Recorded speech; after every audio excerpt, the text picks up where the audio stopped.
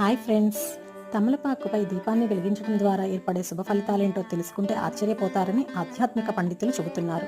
తమలపాకు కాడలో అమ్మలగన్న అమ్మ పార్వతీదేవి, మధ్య భాగంలో చదువుల తల్లి సరస్వతి, చివరి భాగంలో లక్ష్మీదేవి ఉంటుందని నమ్మకం. అలాంటి తమలపాకుపై దీపం వెలిగించడం చేస్తే అన్ని కార్యాలు దిగ్విజయంగా జరుగుతాయి. 6 తమలపాకులు తీసుకొని కాడలు తుంచి నెమలి పింఛంలా ఆకారంలో ఏర్పాటు చేసుకొని ఆ తమలపాకులపై మట్టి ప్రమిద లేక ఏ ప్రమిదైనా ఏర్పాటు చేసుకొని నువ్వుల నూనె, ఆవు నెయ్యితో దీపం వెలిగించాలి.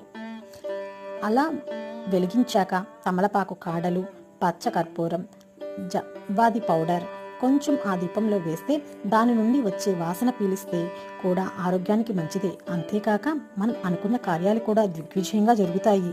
ఈ విధంగా 5, 9, 11, 21 శుక్రవారాలు క్రమం తప్పకుండా చేస్తే మనం అనుకున్న పని తప్పకుండా జరుగుతుంది.